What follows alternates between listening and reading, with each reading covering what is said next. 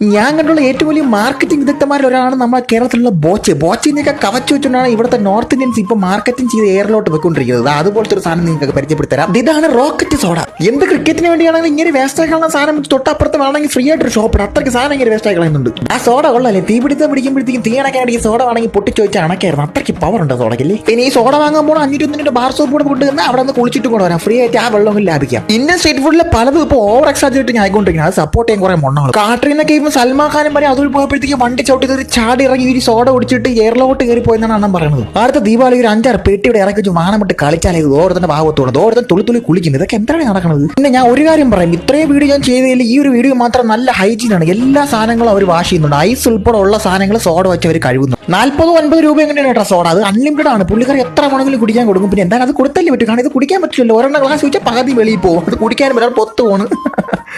അപ്പൊ എന്തായാലും ശരി കൈസ്, വീണ്ടും